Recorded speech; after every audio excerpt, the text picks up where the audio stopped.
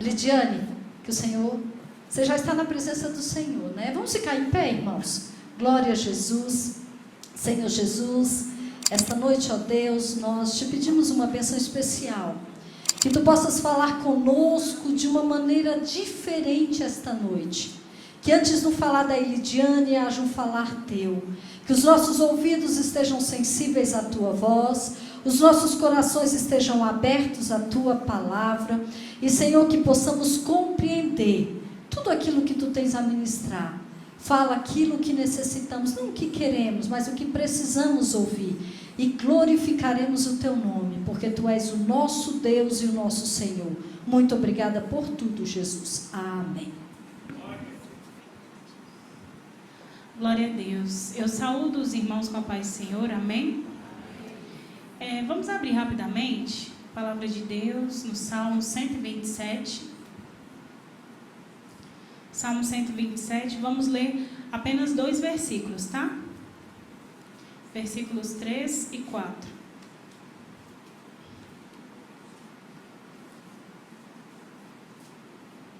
Salmo 127, versículos 3 e 4. Amém? Que diz assim: herança do Senhor são os filhos, o fruto do ventre, o seu galardão. Como flechas na mão do guerreiro, assim os filhos da mocidade. Amém? Os irmãos podeis assentar. E a minha oração nesta noite é para que o Senhor fale conosco de acordo com a nossa necessidade, de acordo com a vontade dEle. Eu recebi o convite de pregar essa noite, por intermédio da pastora Adriana. Hoje à noite nós estamos encerrando a EBF, né, a Escola Bíblica de Férias. E o tema que foi utilizado esse ano são flechas na mão do valente, que tem como texto base Salmo 127, versículos 3 e 4. E a pastora Adriana me incumbiu da missão de falar um pouco com os pais, falar um pouco com as mães, com as famílias, acerca desse tema.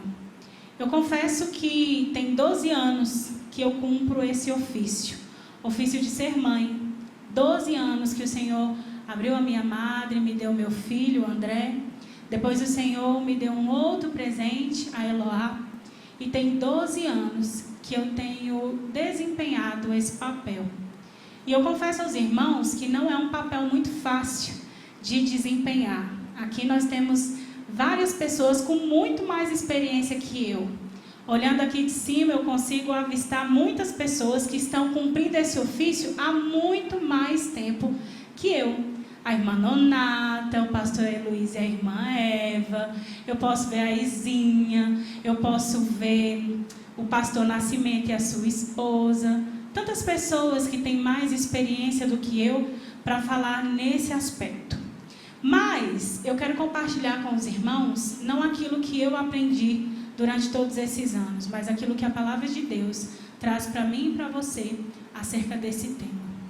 E quando a pastora Adriana me passou algumas diretrizes para compartilhar com os irmãos, eu gostaria de pedir em nome de Jesus que os irmãos mantenham os corações abertos, a mente aberta para receber aquilo que o Senhor tem para nós nessa noite. Não pegue nenhuma fala minha, irmãos, como uma afronta, ou que às vezes eu saiba mais do que o irmão, porque eu realmente não sei.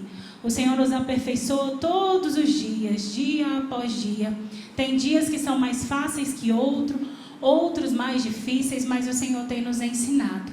Então abra o seu coração nesta noite e deixe que o Senhor fale conosco, porque nós estamos aqui para aprender do Senhor. No Salmo 127, nós vemos o Senhor comparar os filhos como flechas. Os filhos são comparados a flechas. E não qualquer tipo de flecha. A flecha ela é um objeto que tem uma certa representatividade. Qual é a representatividade que a flecha tem? Quando eu falo em flecha, o que me vem à mente? Algo feito para alcançar um objetivo. Um objeto que por si só me mostra um alvo, um objetivo. Então essa é a principal representatividade da flecha. Algo forjado e que tem como objetivo alcançar um alvo. Só que quando o Salmo 127 nos fala de flechas, ela não fala apenas de um objeto que tem por objetivo alcançar um alvo. Ela compara os filhos a flechas, e não flechas comuns, mas flechas que são utilizadas por uma classe especial de pessoas, por uma classe especial e determinada de pessoas. Quem são essas? Em algumas traduções a Bíblia traz a palavra guerreiro, flechas na mão do guerreiro. Em outras traduções a Bíblia fala de flechas na mão do valente. Sendo guerreiro ou valente, a gente parte do princípio de que são pessoas com qualificações especiais. Pessoas que não somente são habilitadas para utilizarem esse tipo de objeto, digamos assim, mas pessoas que são capacitadas. Quando nós falamos de valentes ou guerreiros, nós partimos do princípio de que são pessoas corajosas, pessoas que não se deixam abater pelas dificuldades e nem tampouco pelo medo. Se nós observarmos o significado de valente no dicionário, nós vamos encontrar alguns significados, dentre eles, aquele que não se limita pelo medo, aquele que é forte, aquele que é corajoso. E ter coragem não significa não sentir medo, significa agir apesar do medo, significa não se deixar abater pelo medo ou por situações adversas. Quando nós pensamos um pouquinho em flechas, nós vamos perceber algumas características. Primeira, a flecha, como eu já disse, ela é um objeto que foi feito com o objetivo de alcançar um alvo. As flechas têm algumas características bem peculiares. Entre elas, o fato de que, para que ela alcance esse alvo, ela precisa receber a energia de alguém. Concordam comigo que a flecha por si só, ela não sai do lugar? A flecha sozinha, ela não alcança alvo nenhum. A flecha sozinha, ela não se move, porque a energia que faz com que ela alcance o alvo vem de uma outra pessoa, que nesse caso é o guerreiro ou o valente. A flecha também, na maioria das vezes, falando do objeto, ela normalmente é marcada e ela recebe as iniciais do seu proprietário. Para quê? Para que ela não se misture com as de outra pessoa e acabe sendo levada por engano. Elas têm as iniciais desse proprietário, elas recebem uma marca que as identificam.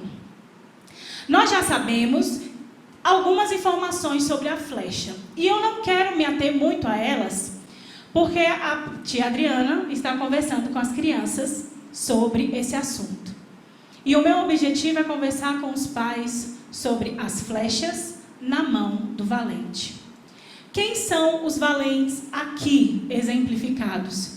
Se os filhos são as flechas, quem são os valentes? Alguém pode me dizer? Somos nós, somos os pais. Herança do Senhor são os filhos, o fruto do ventre, seu galardão. Como flechas na mão do guerreiro, assim os filhos da mocidade. E quando eu comecei a refletir um pouco sobre esse tema, irmãos, é muito lindo ver o quanto o Senhor nos confronta nas nossas próprias deficiências, digamos assim. Nós observamos que o Senhor, Ele tem um cuidado todo especial com as crianças. Ele tem esse cuidado, esse zelo, tanto que quando o Senhor faz separação do seu povo, lá ainda em Deuteronômio, quando Ele separa o seu povo e Ele deixa ao povo de Israel todas as ordens e normas que eles deveriam seguir, o Senhor deixa bem claro que uma das coisas que ele não aceitaria era que os filhos de Israel tivessem uma postura semelhante aos povos pagãos. Porque naquela época, os povos pagãos tinham o costume de sacrificar os seus filhos em prol de outros deuses, em nomes de outros deuses. E quando o Senhor separa o seu povo, o povo escolhido, o povo de Israel, e fala, olha, eu vou te colocar nessa terra, mas eu não quero que você se assemelhe a essas práticas. Então os seus filhos, eles não serão sacrificados como os filhos desses povos pagãos. Então a partir daí o Senhor já mostra que as crianças têm uma grande importância. Mais do que isso, o Senhor ensina o seu povo como as crianças deveriam ser ensinadas desde aquela época. Se nós abrirmos a palavra de Deus, eu gostaria que os irmãos abrissem comigo, bem rapidamente. Lá em Deuteronômio, no capítulo 6, nós vamos ler 3 versículos. Aqui fala sobre o fim da lei e a obediência. O Senhor estava ensinando o seu povo como eles deveriam proceder. Quais eram as atitudes que o povo de Deus deveria ter. E aqui, no versículo 1, capítulo 1, vamos ler alguns versículos, irmãos, acompanhem comigo. Capítulo 6 de Deuteronômio, deu tilt. Versículo 1 que diz assim: Estes, pois, são os mandamentos e os estatutos, os juízos que mandou o Senhor teu Deus, se te ensinassem, para que os cumprissem na terra de que há de possuir. Para que temas ao Senhor teu Deus e guardes todos os teus estatutos e todos os teus mandamentos que eu te tenho ordenado. Tu e teu filho e o filho de teu filho todos os dias da tua vida, e que teus dias sejam prolongados. Ouve, pois, ó Israel, e atenta em cumprires, para que bem te suceda, e muito te multipliques na terra, que mana leite e mel, com que disse o Senhor, Deus de teus pais. Ouve, Israel, o Senhor nosso Deus é o único Senhor. Amará, pois, o Senhor teu Deus de todo o teu coração, de toda a tua alma, de toda a tua força. Estas palavras que hoje te ordeno estarão no teu coração. Versículo 7. Tu as inculcarás a teus filhos, e delas falarás, assentado em tua mesa e andando pelo caminho, e ao deitar e ao levantar. Também as atarás como sinal na tua mão, e te serão por frontal aos teus olhos. Então, o Senhor, Ele nos alerta como que as crianças deveriam ser ensinadas. É ao deitar, ao levantar, é estando sentado com a família à mesa, é andando pelo caminho. O Senhor está nos dizendo, olha, em todo o tempo. É através da repetição e da reafirmação e de falar e falar e falar que os teus filhos vão aprender a amar ao Senhor e a guardar as minhas palavras. E o Senhor vai mais à frente, Ele vai ensinando qual era a diferença, como as crianças tinham que ser tratadas. Quando nós olhamos para o Novo Testamento, nós vemos o Senhor Jesus dar importância às crianças. Fala, olha, não as retire de mim, não impeça de que elas venham até mim. O Senhor, certa vez, Ele falou que para herdarmos o reino dos céus, teríamos que ser como uma criança. O Senhor, em outra vez, disse o seguinte: é melhor que você morra do que fazer desses pequeninos tropeçarem. Então existe uma importância, uma preocupação da parte do Senhor em relação às crianças, aos filhos. E quando nós observamos o contexto desse capítulo 6 de Deuteronômio, a gente tem a percepção de que a família, a casa, é o primeiro lugar onde os nossos filhos precisam ser discipulados. Muitas vezes a correria do dia, irmãos, As nossas limitações e dificuldades fazem com que a gente queira delegar a terceiros uma responsabilidade que nos cabe a princípio, que é primordialmente nossa. Educação, eu tenho certeza que os irmãos já ouviram essa palavra, eu já ouvi várias vezes. Educação, ela começa em casa. Ela não começa na escola, ela não começa na EBD, ela não começa na igreja, não. Ela começa em casa. É dentro da casa e do seio familiar que a criança ela vai ter as primeiras percepções do que é a vida e o mundo em si.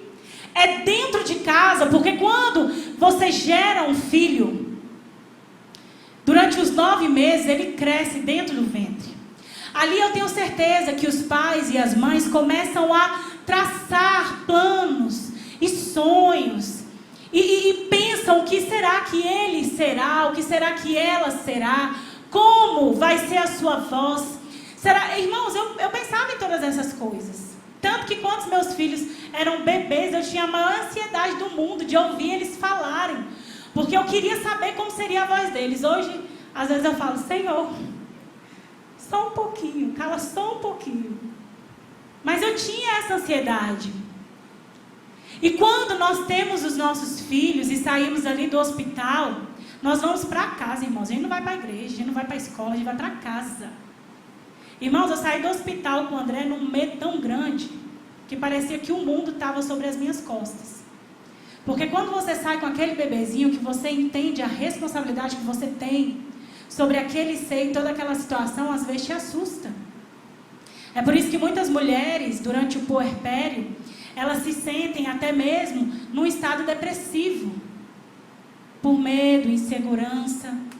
Às vezes se sentindo impotentes e indefesas. Mas é dentro de casa que o seu filho, que o meu filho, vai ter a percepção, as primeiras percepções do que é o mundo, do que é a comunhão, do que é o amor, do que é o alimento. Os conhecimentos mais básicos, as experiências mais primitivas de um ser humano acontecem primeiro dentro de casa.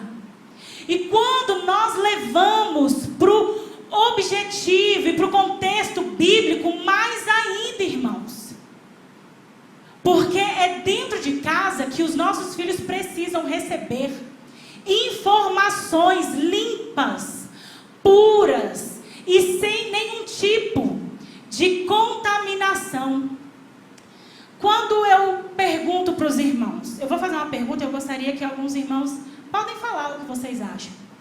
Quando eu falo de perigos no mundo atual, quando eu falo assim, irmãos, os nossos filhos estão expostos a perigos nesse contexto, nessa sociedade em que vivemos atualmente, qual a primeira coisa que vem à mente dos irmãos? Um perigo que ronda os nossos filhos diariamente. Eu poderia enumerar aqui muitos. Os irmãos têm ideia de algum perigo que os nossos filhos, independente da idade, estão expostos na sociedade em que nós vivemos? São muitos, irmãos. São quase que incontáveis. O relativismo é um deles. Sabe o que é o relativismo, irmãos? Olha, tudo é uma questão de perspectiva. Aquilo que é errado para você, nem sempre é errado para mim. Não é porque uma situação funciona para você que ela vai funcionar para mim, não. É tudo uma questão de perspectiva. Então, se você tem convicção de que essa prática é errada, fale por você. Você não pode limitar as minhas atitudes por uma coisa que você acha, por uma coisa que você acredita. Irmãos, isso é um risco. Isso é um risco. Você quer ver um outro risco? Porque quando a gente fala de perigos na sociedade atual, logo vem à mente da gente o quê? Ideologia de gênero, é ou não é? Violências, drogas, homossexualismo, mas existem riscos muito maiores e muito piores. Por quê? Porque são riscos velados. O relativismo é um deles. Não é porque é ruim para você que vai ser ruim para mim. Não é porque você acredita que isso é pecado que eu tenho que reger a minha vida por aquilo que você acredita. Você quer ver uma outra questão? Antigamente, quando se falava em Cristo, em aceitar Jesus, as pessoas nos repudiavam. As pessoas queriam afastar os crentes, é ou não é? Quando eu me converti, que eu ia falar com os meus amigos de Jesus, era difícil, irmãos. Porque toda vez que eu falava alguma coisa, lá vem a crente. Não vou andar perto da Elidiane, porque agora a Elidiane é crente, agora não pode mais nada, não fala mais nada, não faz mais nada. Hoje em dia o perigo é muito maior. Sabe qual é o perigo? Hoje em dia todo mundo tem Jesus. Hoje em dia todo mundo tem Deus. Se você vai falar sobre o Cristo da Bíblia, as pessoas já te cortam da seguinte forma: eu sei quem é Deus. Eu acredito em Deus. Eu creio em Deus. Deus cuida de mim. Só que o Deus que eu acredito é um Deus que é amor. É um Deus que não me diz não. É um Deus que não impõe limites. Sabe por que ele não me impõe limites? Porque a preocupação dele é que eu seja plenamente feliz. A preocupação de Deus é que eu seja plena, feliz. Então ele não me diz não, ele não me repreende. Esse Deus, ele me ama dessa forma. Então hoje as coisas inverteram de papéis. As pessoas não nos repudiam porque nós falamos de Jesus. Elas nos repudiam porque o Jesus que a Bíblia prega não é o Jesus que elas querem acreditar. Porque o Jesus que elas querem acreditar é um Deus que se move de acordo com seus interesses. E o apóstolo Paulo mesmo disse que nos fins dos tempos haveriam tempos trabalhosos, tempos difíceis, onde os homens iriam lutar e trabalhar pelos seus próprios interesses. Irmão, não estou entendendo onde você está querendo chegar. Irmãos, nós fomos chamados para sermos valentes. A energia que as nossas flechas, que os nossos filhos precisam para alcançar o alvo que é Cristo, vem de mim e de você. Essa energia não vai vir do pastor da igreja, da líder do departamento de crianças, ela não vai vir do departamento de adolescente. Tudo isso que eu estou falando são complementos, mas a energia que fará com que o alvo seja acertado pelas flechas, essa energia vem do valente. É o valente que traz a criança para a escola bíblica dominical. Isso mesmo, de manhã, cansado porque trabalhou a semana inteira. Quem aqui trabalha a semana inteira, irmãos? Eu trabalho, eu não saio de casa não, mas serviço de casa se multiplica muito mais do que qualquer outro serviço fora de casa. Quem aqui trabalha durante a semana? Levante a mão em nome de Jesus. Existem pessoas que saem de casa 8 da manhã e só retornam às 9 da noite. Meu esposo, irmãos, sai de casa às 8 da manhã e chega em casa por volta de 9, 9:30 da noite. É a realidade da vida adulta. Nós temos compromissos e responsabilidades. Só que é esse pai, é esse valente que trabalha todos os dias para sustentar a sua casa, o seu lar. É ele quem vai pegar a sua flechinha e trazer para a escola dominical de manhã. É ele quem vai sentar, mesmo cansado, no fim do dia, abrir a Bíblia e falar assim: Senhor, me dá forças, porque eu não dou conta, eu estou cansado. Hoje o dia foi estressante, mas é ele que vai sentar com o seu filho e vai falar assim: olha, meu filho, vamos ler um versículo da palavra do Senhor. Porque, irmãos, você concorda que é muito fácil acordar e falar assim: fulano, você já está assistindo TV? Você já leu a Bíblia? Você já orou? É muito fácil falar isso, irmãos. Mas todos os pais que estão aqui, eles já perceberam que o seu testemunho fala muito mais do que as suas palavras. Eu tenho certeza que se eu chamar cada filho aqui, eles vão saber descrever exatamente como que é o pai, como que é a mãe. E quando eles forem fazer essa descrição, eles vão falar de coisas que eles observam, muito mais do que de coisas que eles ouvem. Sabe por quê? Porque com filhos não existe aquele ditado: olha, faça o que eu falo, mas não faça o que eu faço. Com os nossos filhos, o nosso testemunho diário conta muito mais. É por isso que a Bíblia diz: é sentando à mesa, é andando no caminho, é o levantar ao se deitar. Como assim andando no caminho? Eu estou indo na padaria, irmãos, e eu tropeço num buraco. Em vez de eu soltar aquele palavrão ao lado do meu filho e demonstrar para ele algo que eu muitas vezes reprovo com palavras, eu vou falar: tá vendo, meu filho? O pecado tem que ser como tropeçar nesse buraco. Como assim, mãe? Eu estou passando, a gente está indo para a padaria, eu tropecei no buraco. Certo? Certo. Da próxima vez que eu passar por aqui, que eu vir esse buraco, o que eu vou fazer? Eu vou me desviar dele. O menino já é mesmo. Então, pecar é como cair num buraco. Eu só quero cair aqui uma vez. Na verdade, eu não quero cair nenhuma vez. Mas eu cair, o que eu vou fazer? Eu vou levantar e eu vou fazer o possível e o impossível para não tropeçar no buraco de novo. Então, isso é ensinar. Isso é caminhar e falar sobre as coisas do Senhor. Por isso, irmãos, que a Bíblia nos assemelha a valentes. Porque o Senhor já sabia que essa não era uma função fácil, irmãos. Essa não é uma função fácil. E é uma função mais difícil ainda para aqueles valentes que foram flechas. Porque concorda que todo valente, que todo pai, que toda mãe, antes de ser valente, foram o quê? Flechas.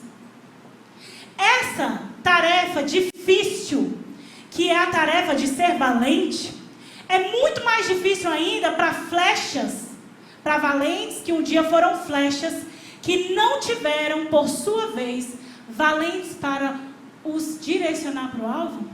Eu estou falando de pais e mães que não tiveram uma criação cristã. Irmãos, isso é muito sério. Pais e mães que não tiveram uma criação cristã, que não tiveram a oportunidade de aprender desde pequenos o que era certo, o que era errado, qual a vontade e os planos de Deus para nós. Entendem? Para esses pais é muito mais difícil, porque eles não tiveram esse ensinamento em todo o tempo. Mas sabe qual é a boa novidade?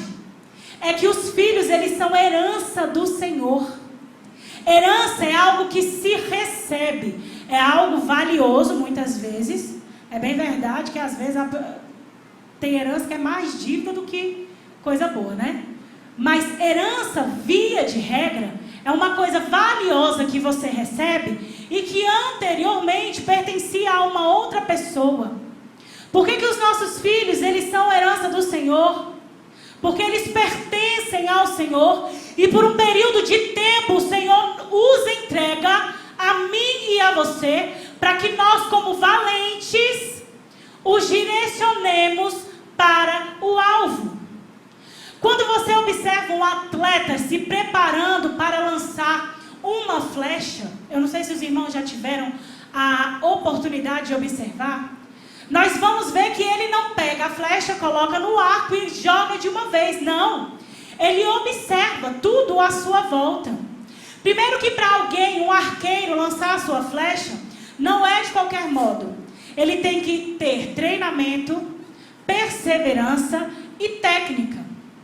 E quando ele vai lançar a sua flecha, ele observa as circunstâncias externas, como por exemplo o vento, o clima, se o terreno onde ele está é um terreno que é reto ou se ele é cheio de buracos.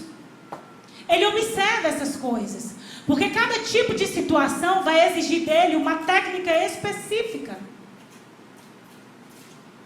Além desses atributos externos, ele também observa atributos internos da flecha. A flecha é feita de quê? Ela é feita de metal. Por ser de metal, ela é mais resistente, mas ao mesmo tempo ela é mais pesada. Ela é feita de uma fibra natural que talvez ela seja mais flexível, menos resistente, mas pode ser que seja mais leve. Ou seja, ela é mais ágil e pode ser em algumas situações mais assertiva.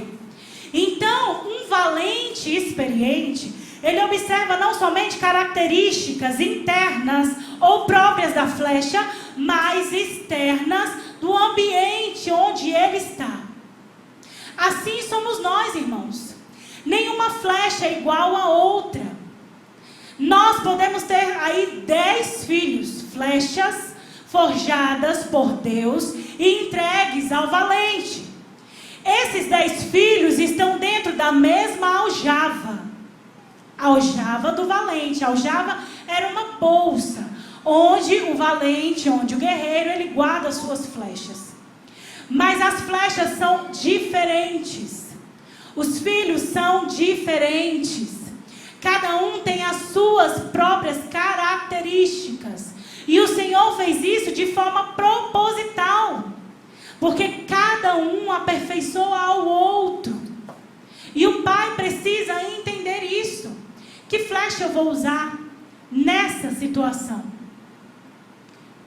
Irmãos, isso é importante. Quando nós falamos dos perigos que nós vemos os nossos jovens e adolescentes enfrentarem hoje em dia, um dos grandes perigos é a depressão. Por que a depressão? Porque hoje, os nossos filhos e filhas, eles têm acesso ao mundo inteiro na palma da mão. Eu sempre falo isso. Antigamente o problema era a falta de informação. Hoje em dia é o excesso de informação, que muitas das vezes nem é uma informação precisa e verdadeira. Só que hoje os nossos filhos, eles estão submetidos a muita coisa, a muita informação. E mais do que isso, lembra que eu falei que cada pessoa tem as suas próprias experiências? Que quando nós saímos, que chegamos em casa, que a família, ele é o primeiro recinto onde precisa existir a educação, começando da família. E quando nós vemos falar sobre depressão, que é um assunto muito debatido hoje em dia, nós vemos que os adolescentes, os jovens, por incrível que pareça, hoje em dia, são os mais afetados por esse sentimento. Muitas vezes por alguma experiência do passado que os trouxeram muita, como é que eu posso dizer? Muita mágoa, muito sentimento de inferioridade, traumas que muitas vezes eles não conseguem nem expressar. Então, quando nós falamos de depressão como um perigo, nós precisamos entender que, assim como eu e você, os nossos filhos têm a necessidade de serem ouvidos, de serem levados em consideração. Uma vez eu estava em casa e eu cheguei muito chateada da escola, e eu fui falar com a minha mãe sobre algo que tinha acontecido, e a minha mãe estressada, ela virou para mim e falou assim: minha filha, isso aí não é um problema não. Você não sabe nem o que é problema. Você não sabe nem o que é problema. Irmãos, aquilo ali para mim foi a cota. Eu nunca mais cheguei na minha mãe para falar nada, nem de bom e nem ruim que eu tivesse vivido. Nunca mais. Porque aquilo ali entrou na minha mente da seguinte forma: eu não sei nem o que é problema. Problema, quem sabe, é a minha mãe, que sozinha cuida de 4 filhos. Mas eu não sei nem o que é problema. Hoje eu entendo, sendo mãe, que realmente a situação que eu descrevi para minha mãe naquele momento era algo muito fácil de resolver e às vezes muito insignificante para ela que já tinha uma certa experiência. Só que para mim, que estava compartilhando naquele momento, era algo tão grande que eu pensei que eu nunca fosse resolver na vida. Às vezes eu até penso, eu gostaria de ter hoje, na verdade eu gostaria de ter antes a mente que eu tenho hoje. Mas não dá. Então, os filhos, eles têm a necessidade de serem ouvidos. Tire um tempo para ouvir, para perguntar: meu filho, como foi a sua escola hoje? Me conta tudo, eu quero saber tudo. Meu filho, está acontecendo alguma coisa? Eu percebi que você está irritado, que você está contrariado, que você está chateado. O guerreiro, ele conhece muito bem as suas flechas. Ele sabe quando realmente o seu filho, ele está incomodado com alguma coisa. Você sabe quando ele está fazendo birra. Você sabe quando ele está tentando atingir o irmão, irritando o irmão. Mas você sabe quando ele está triste, quando ele está contrariado. Então, quando isso acontecer, pare e ouça. Porque às vezes para você é algo muito insignificante, mas para ele é uma situação que tomou uma proporção tão grande que está tirando a paz, irmãos. É necessário que ouçamos os nossos filhos. Sabe por quê? Porque se a gente não fizer isso, eles vão procurar alguém que faça. Se a gente não parar, ouvir e tentar suprir a necessidade do nosso filho, eles vão encontrar alguém que o faça. E acredite, o risco é muito grande de encontrar alguém que diga, sabe o que para ele? Meu filho, larga isso de mão, você está respeitando mãe e pai por quê? Por que você vai ouvir sua mãe e seu pai se a época que eles viveram era muito diferente da sua? Por que você vai ouvir mãe e pai se eles nem sabem o que você está passando? Eles nem se preocupam com o que você quis dizer. Olha aí, você foi falar com eles, eles te deram uma tirada. Que é assim que eles falam. Eles vão encontrar em alguém o suprir da necessidade que eles tenham, e talvez isso não seja benéfico, nem para eles e nem para a sua família. É aí onde entra, irmãos, as portas. E a Bíblia diz que um abismo chama outro abismo. Porque existe uma necessidade que precisa ser suprida. E que muitas vezes nós não temos a sensibilidade de observar e de tentar suprir da melhor maneira possível. Irmãos, não é fácil.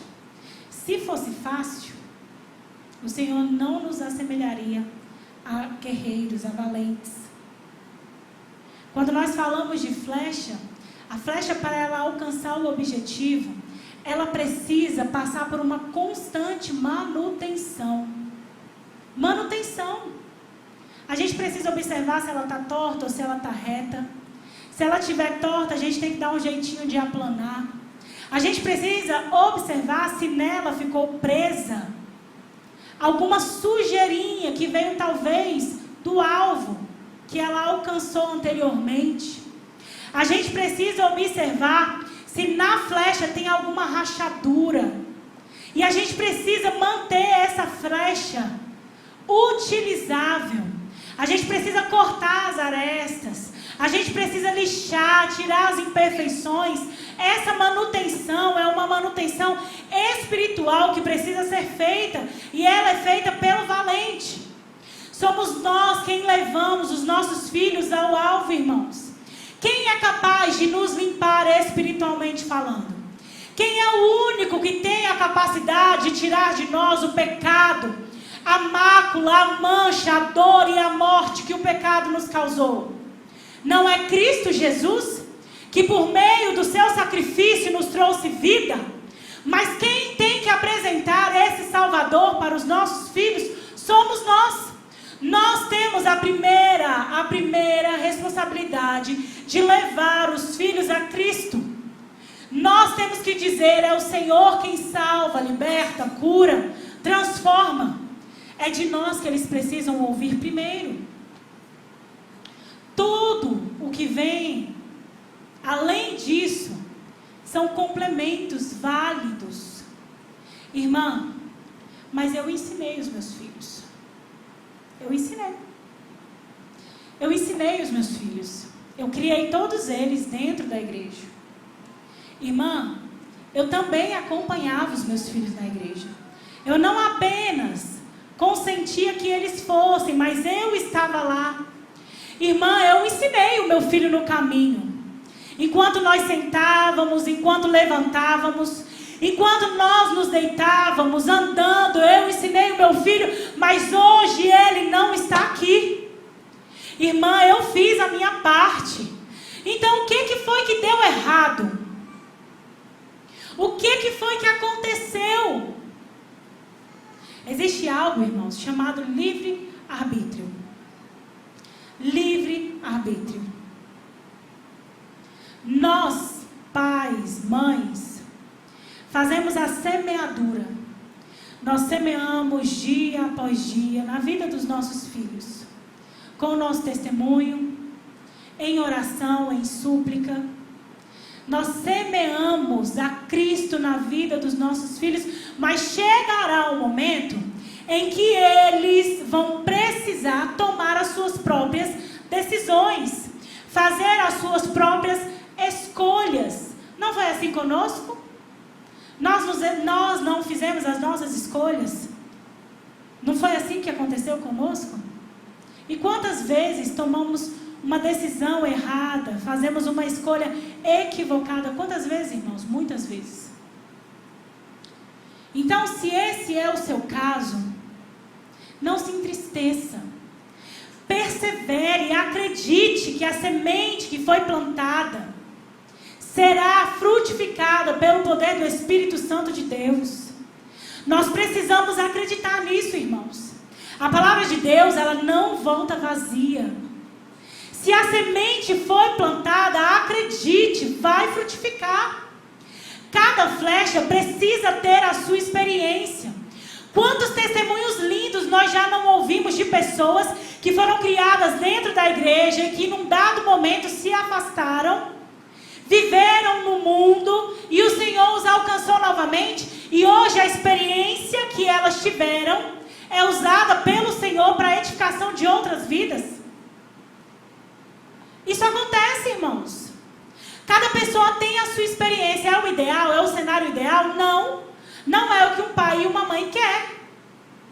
Mas a flecha direcionada pelo valente, antes de ser uma flecha, ela é uma herança e ela pertence ao Senhor. E o Senhor, Ele faz as suas intervenções. Você quer ver um exemplo? Se nós olharmos a Bíblia, lá em 2 Crônicas, amados, porque o Velho Testamento é livre, eu sempre confundo. Lá em 2 Crônicas, capítulo 22 e 23, nós vamos ver a história de um rei chamado Joás. Joás era neto de Atalia. Atalia era filha de Jezabel, que era esposa de Acabe. Uma mulher pagã, uma mulher que adorava deuses falsos, Baal, Astarote. E a Bíblia diz que Atalia era rainha lá no reino de Judá. E um dia o seu filho ele é morto. Essa mulher, para tomar o reinado, porque o seu marido já havia morrido, o seu filho estava no trono, e para ela tomar o trono, ela mandou matar todos os descendentes do rei, ou seja, todos os seus netinhos. Ela mandou matar. Ela queria exterminar a todos. Aí sabe o que aconteceu?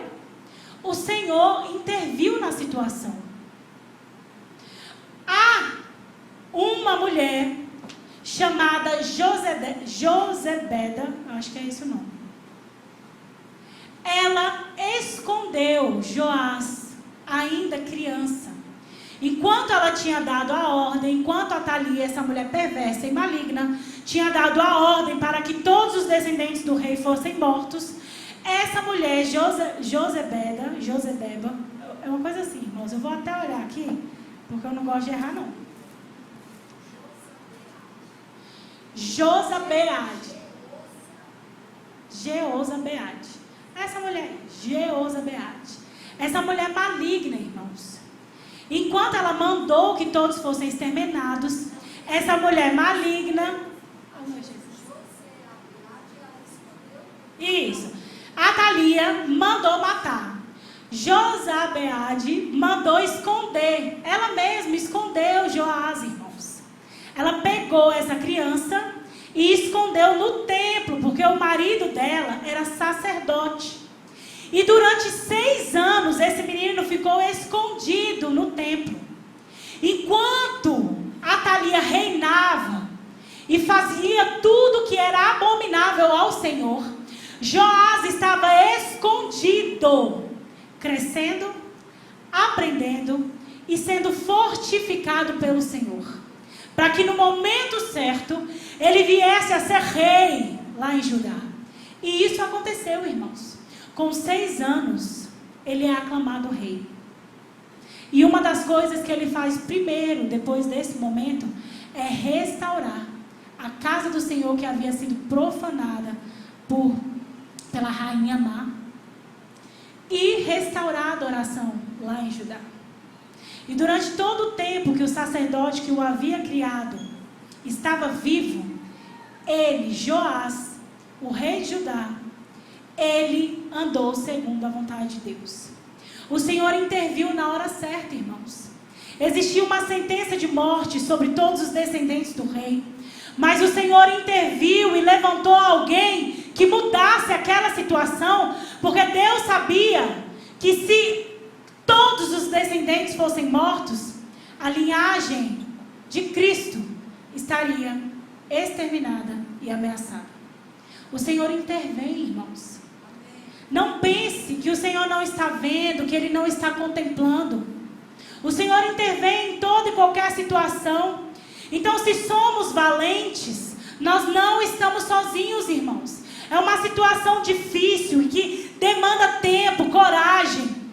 Nós não podemos nos conformar com o mundo e com a forma que o mundo quer que os nossos filhos tomemos. Nós precisamos nos posicionar com coragem, com vigor, para que os nossos filhos não sejam confundidos pelas ideologias desse mundo, para que eles não sejam abatidos, para que eles não sejam levados para o inferno. Essa responsabilidade, irmãos, é nossa. O Senhor um dia cobrará isso de nós. Olha, eu te deixei uma herança, Lidiane. O que foi que você fez com ela? Deus, eu fiz exatamente aquilo que a sua palavra me disse que eu fizesse. Senhor, eu ensinei os meus filhos de acordo com a sua vontade. A quem mais é dado, irmãos, a mais é requerido. Nós temos um tesouro. Os nossos filhos foram gerados com um propósito. Um propósito de alcançar o alvo, e mais do que somente alcançar o alvo, levar muitos a alcançarem também. Os nossos filhos, eles têm o dever, o chamado de povoar o céu. Nós não somos daqui, irmãos. Não pertencemos a esse mundo, e é por isso que o mundo não nos tolera. É por isso que somos perseguidos, e o Senhor disse: bem-aventurados sois vós, que forem perseguidos por amor do meu nome. Isso é sério, irmãos.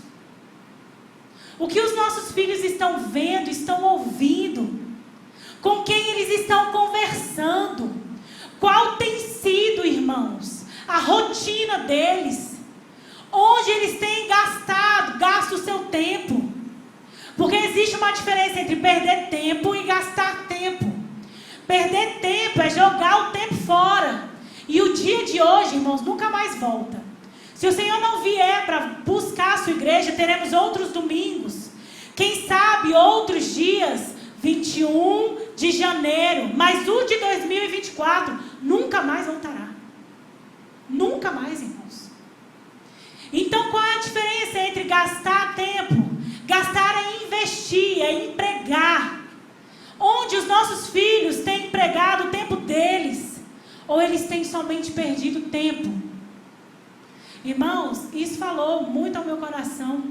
Os nossos filhos precisam deixar de ser influenciados para se tornarem influenciadores. E como eles farão isso? Através da minha e da sua influência. Não tem outro jeito, irmãos. Não dá. Ou nós vamos cumprir o propósito de sermos valentes para tornar os nossos filhos como flechas certeiras. Ou, irmãos, haverá muita dor. Porque todos nós temos o desejo de ver os nossos filhos cumprirem a obra do Senhor. E a realidade que mais fala ao nosso coração é justamente essa, de que o Senhor, Ele é o dono da herança. Nós precisamos fazer os nossos filhos crerem e aceitarem a Cristo. Cultivar a fé no coração deles e fazer com que eles aceitem a conduta vinda de Cristo. Precisamos ensiná-los a caminhar com o Senhor e fazer com que eles desejem ser batizados, porque a palavra de Deus fala que todo aquele que crer e for batizado, esse será. Eles precisam desejar o batismo. O batismo é um divisor de águas, é dizer, eu morri para o mundo e eu agora vivo para Cristo. E a partir do momento que os nossos filhos têm essa consciência, eles percebem que o compromisso agora é maior. A responsabilidade agora, irmãos, é maior. Nós precisamos os incentivar a ler e a estudar a Bíblia. Porque tudo que precisamos está aqui, na palavra. Mas como eles vão conhecer se eles não sabem? Se não leram? Se não ouviram de nós? Nós precisamos ensiná-los a obediência. A obediência de Cristo. Liberdade, irmãos. A liberdade não é fazer o que quer, no momento que quer e do modo que deseja. Liberdade é ser livre a ponto de dizer, isso não me serve, isso não me cabe. Precisamos incentivar os nossos filhos a terem liberdade através da obediência em Cristo. E por fim, eles precisam testemunhar. E o testemunho, irmãos, ele vem através das atitudes. Lembra que eu falei que as flechas, elas são marcadas? Elas possuem algo que as identifiquem e que digam, este é o dono dessa flecha. Normalmente, são as iniciais. No nosso caso, a nossa marca são as marcas de Cristo. É isso que nos identifica. No Antigo Testamento, as crianças, os homens, eles eram marcados através da circuncisão. Mas isso acabou, irmãos. A marca que nós precisamos ter hoje é a marca de Cristo. O que nos identifica e o que nos difere do mundo é Cristo Jesus e como Ele opera em nossas vidas e através das nossas vidas. As nossas marcas são as marcas de Cristo. É a benevolência, a coragem, o amor, a compaixão, a não adequação com o mundo, o não conformismo e principalmente, irmãos, principalmente o testemunho de sermos testemunhas do Senhor, porque para isso fomos chamados. Que possamos reconhecer, irmãos, quão preciosos são os nossos filhos, quão preciosas são as flechas que o Senhor nos deu. Esses presentes que o Senhor nos deu muito antes de nascerem, quando ainda estavam no ventre, quando nós nos reconhecemos mãe e pai. São presentes, são dádivas. Isso é muito especial, irmãos. Nunca deixem de observar.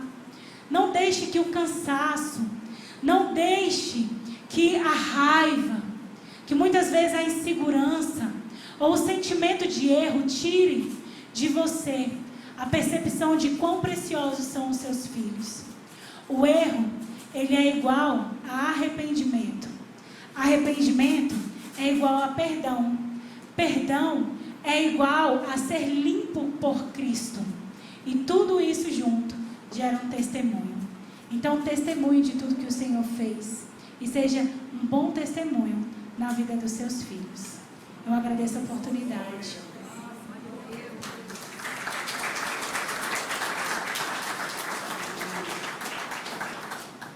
Pai do Senhor, meus amados. A Adriana, em nome do departamento, pediu para que eu trouxesse uma canção para que os irmãos fizessem uma reflexão essa noite. Amém? Pode soltar.